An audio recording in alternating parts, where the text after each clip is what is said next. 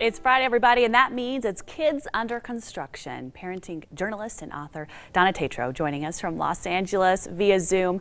Donna, thanks so much for being with us again. Let's talk more about your book, Dear Me. It became available on Amazon just a couple of days ago, and we want to continue our conversations about kids, emotions, and journaling. So why is keeping a journal so important for young kids when dealing with all these emotions?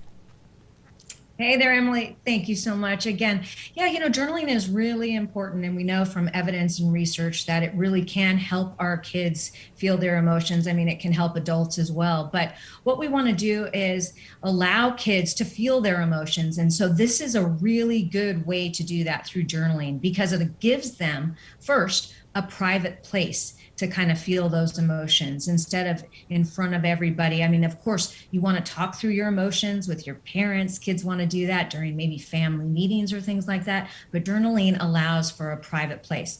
And then it also allows for this more time for self-reflection, because as you're journaling, you're taking that time, you're looking at what you're writing about, you're thinking it through.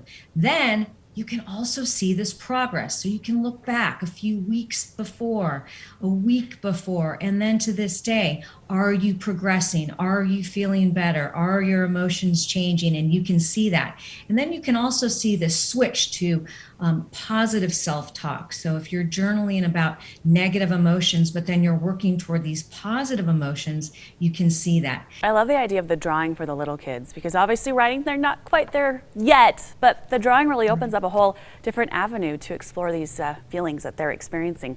Let's talk about two of the most powerful emotions for kids to process, and really for any of us: sadness and being scared. How can we help to navigate these emotions the best way possible?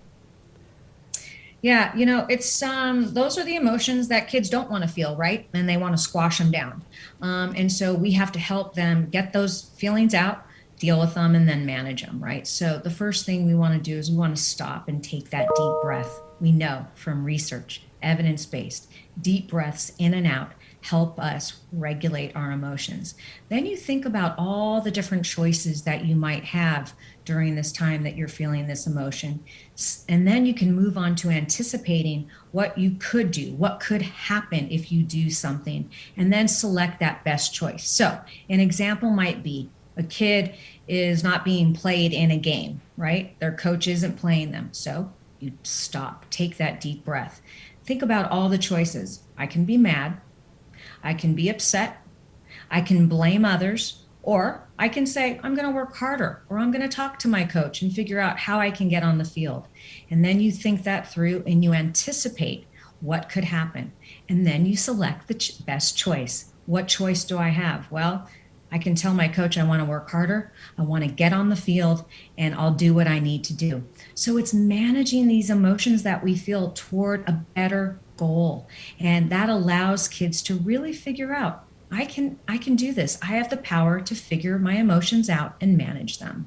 Donna, I love all of this, but as a mom of two little kids, sometimes in the heat of the moment, it's really hard to have the patience to say, okay, this is what we're going to do. So what would your suggestions be in your own experience and all the research that you've done, that in the heat of the moment, maybe in the drama of it all, to really apply these ideas so that everyone can come to the best solution together? No, Emily, that's such a good question. And you have your little ones.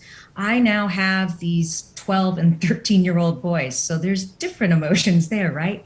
I still have to practice the same things that I would do when my kids were younger, like yours. So there's an outburst. Somebody's upset. What do we have to do? We have to stop. We all have to stop. Take that deep breath together. Can we move forward in this minute? If we can't, we need to go and have space to feel our emotions. So I'm going to go take deep breaths. That's what works for me. Or I'm going to go out and into my garden. I'm going to ask my son, you want to go journal that?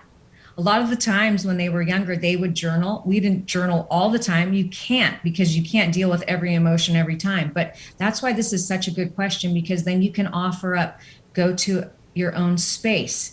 Try to think about how you can manage through your emotion and come to me when you want to talk. Giving them the space to allow for their emotions will work for older kids and for younger kids. But really just all taking that break and going into the deep breaths. It's really, really important. I love that. I had to do that this morning as we were in an office and my soon-to-be 2-year-old was having a terrible 2 moment. But that's okay. We took those breaths and we made it through. Donna Tatro, thank you so much for joining us again as you do Mondays and Fridays. We do want to remind our viewers, Dear Me is available. You can get it on Amazon and other places, including Donna's website. You can get to all that information from ours. And while you're there, please go check out Donna's podcast, Kids Under Construction.